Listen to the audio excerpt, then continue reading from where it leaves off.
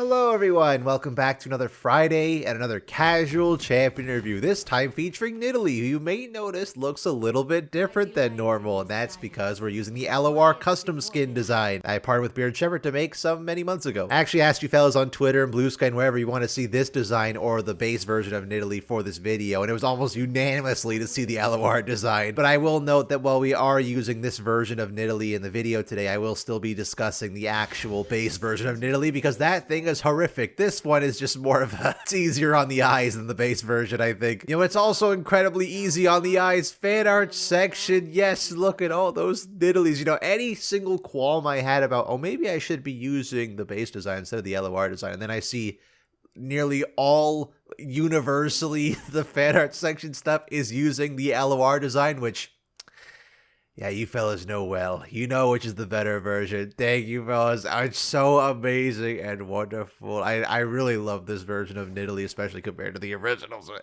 Thank you, fellas. Thank you so much. It makes my day. Okay, so I haven't played Nidalee since this custom skin was finished, so that was, Jesus, back in September or something. And even then, my knowledge, or I should say performance on Nidalee was not too spectacular because this character's too damn hard for me, man. I could have played like Nidalee top or something, but I think when my brain is already imploding trying to play her in the jungle, I think I kind of gotta do it here instead. So I guess if we get into Nidalee's lore a little bit, she doesn't have too much, and it's because it was retconned ever so slightly not too long ago to help bring Nico into her story a bit more, but it still remains about the same, just adjusting sort of little things about her origin, because originally I think she was just some feral child out in the woods, but now it's pitched instead as she was fully a cub when she was discovered by a wandering Paka pack mother, which the Paka are a species of jungle cat out in the region of Ishtal in the Kamungu jungle, if the Kamungu jungle is even still canon these days. And because Nidalee was a cub, she grew up as a member of the pack, a weird outsider, but more like an adopted child for the pack mother. She'd grow up to become a very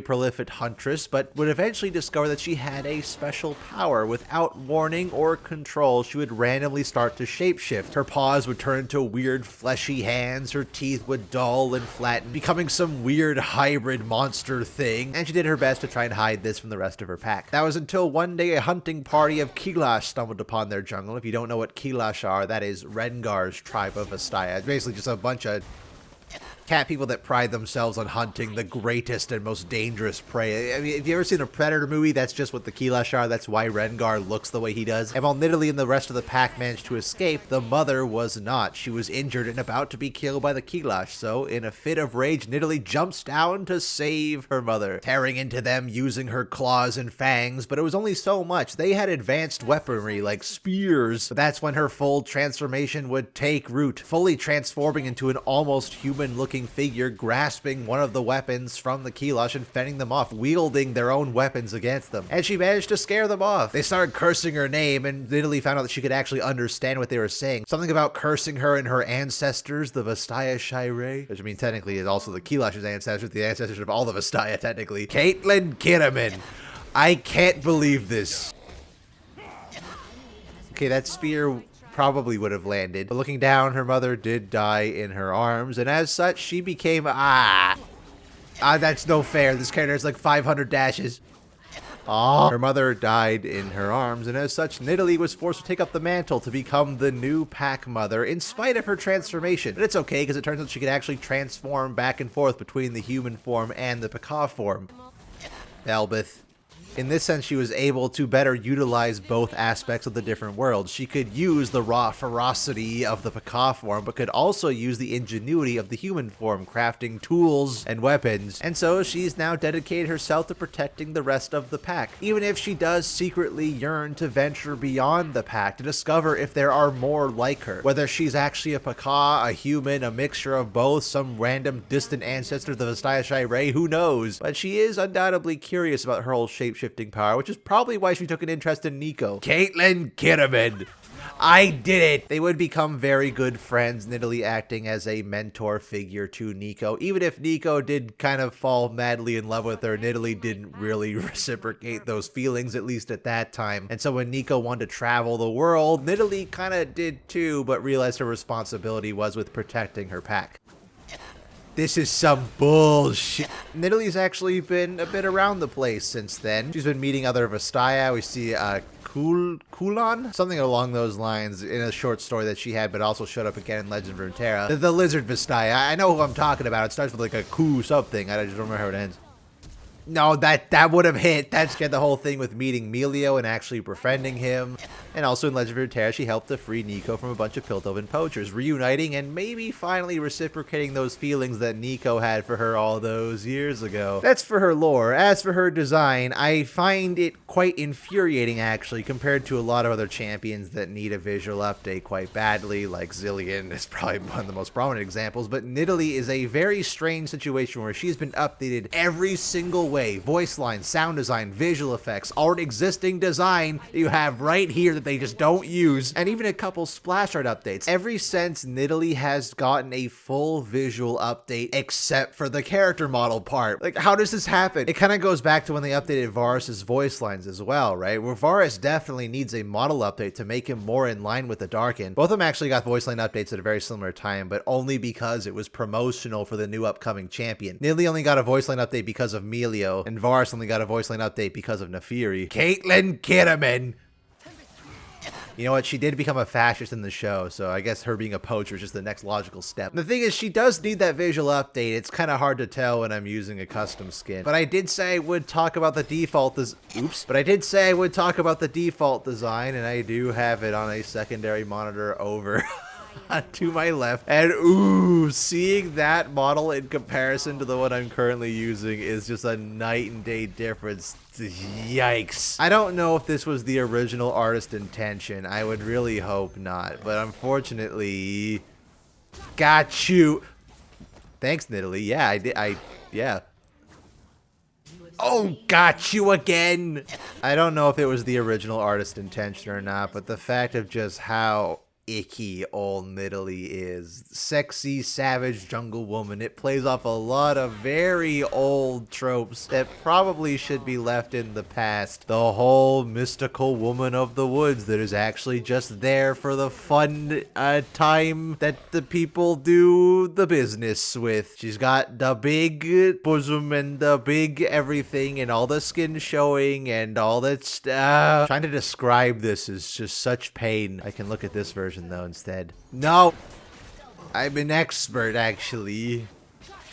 Expert! In every sense of the word, the old Nidalee was just super over-sexualized for no reason, and kind of frankly, it was pretty lazy. I mean, even if you just look at the Paka form, I guess it was technically cougar form for the longest time, because that's really all it was. It was just a cougar with some saber teeth. Nidalee was just the savage jungle woman trope tied to a normal cougar compared to this. Yes! Oh, I love the LOR design so much, you guys. Undoubtedly, I think compared to all of them, even with Zilean and Mastery and all of them, I think over time, Nidalee has grown to be my absolute favorite LOR design. Just in every possible way, it's an improvement. She still isn't clothed very much, but just...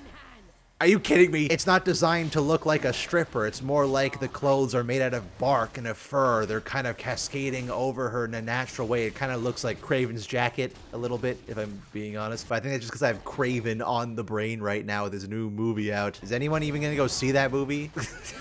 It looked really bad. Rhino looks incredible just from the teasers alone. Her spear looks like she hand weaved it herself, like she's trying to replicate what the Keylash did and make it her own. The green all over her is a great way to break up the orange and the browns, most predominantly across her arms and her face. And then you see that when she transforms into her Paka form, where that part expands and extends, becomes her big claws and her fangs. It's such an awesome way to show, along with the cat ears. She doesn't really look quite like a Paka. But doesn't look quite like a human either. That's a poor way to wear it. I mean more so that she doesn't look entirely human, but she also looks very visually distinct from the other Paka. I think that only makes it more believable as a shapeshifter in a sense that, well, yeah, both forms obviously look like Nidalee, but it's also because it's a great visual metaphor for how she is technically a part of both of these worlds, the human and the animal, but doesn't entirely mesh with either completely anyway. Overall, it's just way more visually interesting to look at than the actual design she has in League. In fact, it doesn't really make any sense anymore. Like I was saying, pretty much everything that she has was updated by this point. Voice lines, everything. In fact, voice lines don't even work anymore. What's the dance animation she has, right? The stupid ass stripper dance. Like that. Why? I mean, her voice line used to be about how like, oh, did you know it's mating season? Like, it's so unapologetically just Gross. But now that she has updated voice lines, that doesn't even match. She's just randomly doing a pole dance for no reason while talking about, like, I will hunt you down. I am the pack mother.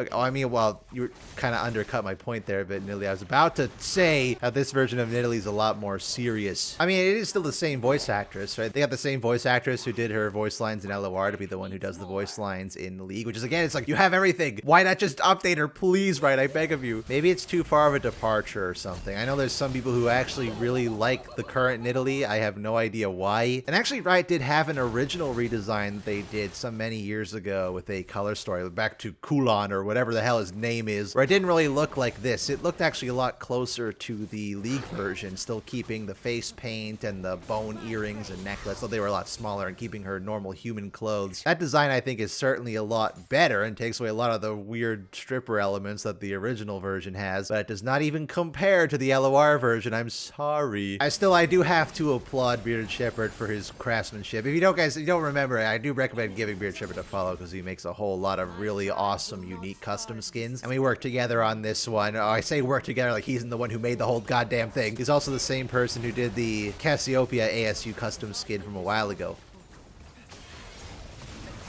Gotcha! And he's doing great work too, like he makes all his stuff completely from scratch. So this one was kind of a 2-in-1 deal. I had to completely remodel Nidalee, her base form, and the Pekka form at the same time.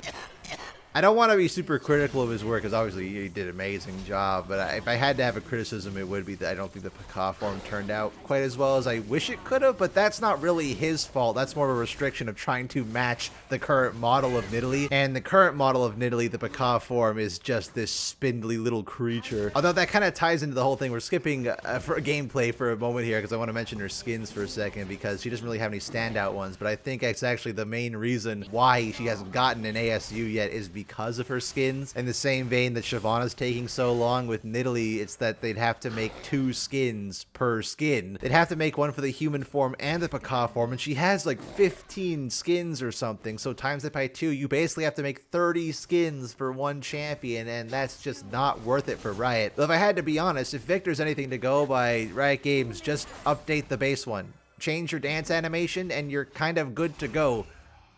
I have led my tribe for generations. For the fellas who aren't aware, Nidalee actually did get a model update eons ago, around the same time I think as Kale's and Twisted Fates. I think Sivers as well. Basically changes that looked somehow even crustier than they do today. Not updating their design at all, just making their model look slightly better. Nidalee, you think she looks bad now? Ooh. I guess now though we can talk about her gameplay, and I don't have a lot to say about her gameplay because it's very difficult for me. That's no fair. I've never really understood why she's so much of a pro play pick other than the fact that she is difficult to play. I don't think a champion just being difficult to play would make them automatically good in a competitive sense. I can only assume it's because of the traps providing vision, or apparently she can clear very quickly, which I have not been doing well at all. Maybe I'm supposed to rush Sheen or something. Maybe that's the mistake that I did today. We can probably tell by my expert gameplay that I am by no means any good at Nidalee. I don't really have wished to learn her further, despite the fact that, you know, I did work with Bearded Shepherd to make this custom skin. She kind of goes into that category of champions that I actually would like to play. Now that I have this custom skin anyway. It's a champion that I would like to play because I do like their, at least their LOR design. I like their voice lines, their personality, and I think their kit is interesting. It's just one that I don't find a lot of enjoyment out of personally because you have to put in so much work. She doesn't really have any crowd control. She's just pure damage. Very weird and funky damage at that, trying to cycle between the 2 different forms, shooting out the spear, then doing the jump in the cougar form, cycling back to get to the human form to get the attack speed from the heal. This is kind of a case though where even though I don't like the kit, I don't think it's actually bad.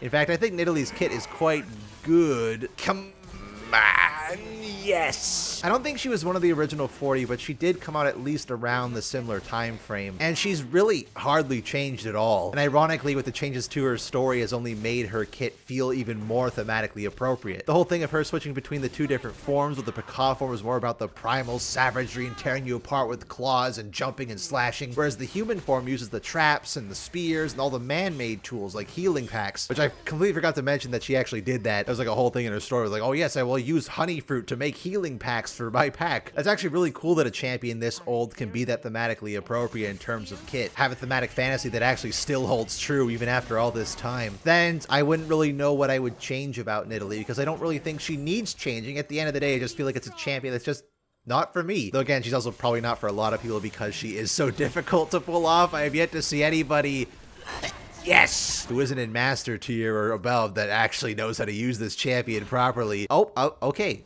Game's all right. Yeah, I did not do very good. I can't say I had an incredible amount of fun actually playing Nidalee, though it is fun to discuss her because I think the LOR design is such an insane improvement, and the fact that she hasn't gotten a visual update yet is kind of crazy. But thank you for watching this week's Casual Champion review, everybody. Hopefully I'll see you on the next one. Should have some other videos coming out in the next few weeks about Arcane and some tier list stuff. Season Rewind is in the works right now. I don't think it's going to be ready next week though, by any means. My thesis has consumed me. But thank you, fellas. Take care of yourselves. I'll see you next week for Neela, hopefully, and have a good one. Goodbye.